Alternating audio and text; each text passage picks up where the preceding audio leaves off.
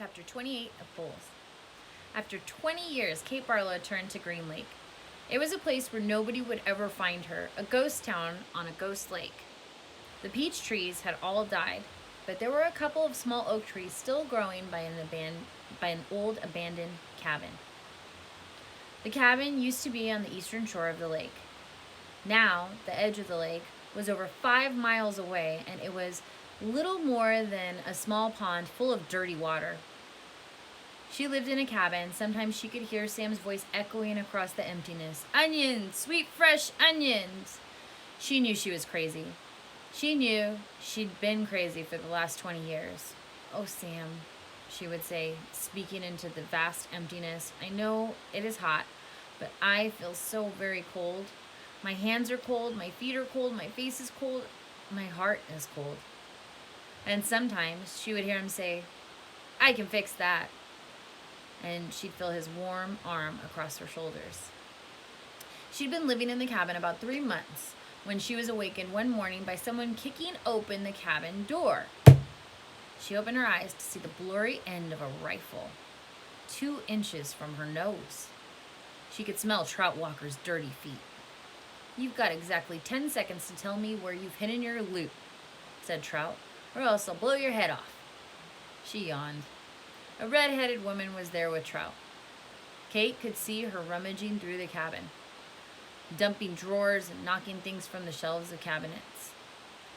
The woman came to her. "Where is it?" she demanded. "Linda Miller?" asked Kate. "Is that you?" Linda Miller had been in the 4th grade when Kate Barlow was still a teacher. She had been a cute, freckle-faced girl with beautiful red hair. Now her face was blotchy and her hair was dirty and scraggly. "It's Linda Walker now," said Trout. "Oh, Linda, I'm so sorry," said Kate.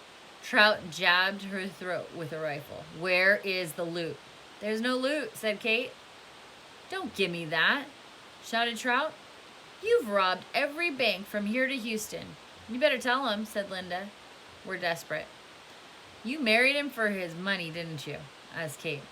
Linda nodded. "But it's all gone. Dried up with the lake. The peach trees, the livestock. I kept thinking it has to rain soon. The drought can't last forever, but it just kept getting hotter and hotter and hotter."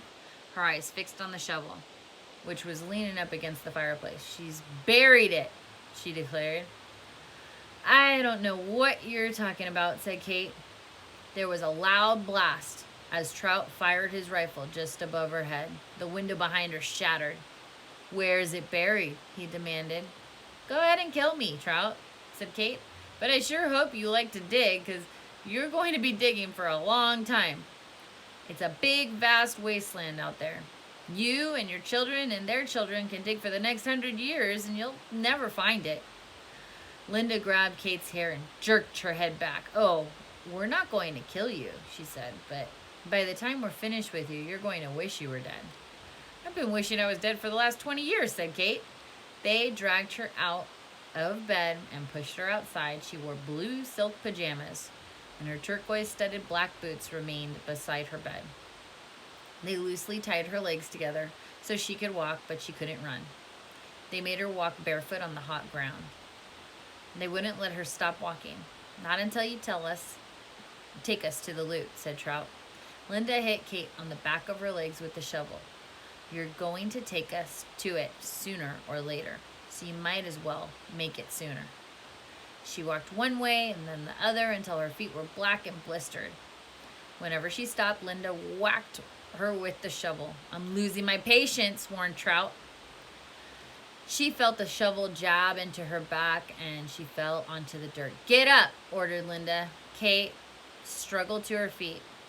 "We're going to be easy on you today," said Trout. "It's just going to keep getting worse and worse for you until you take us to it."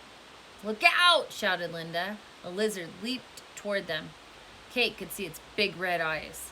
Linda tried to hit it with the shovel and Trout shot at it, but they both missed. The lizard landed on Kate's bare ankle.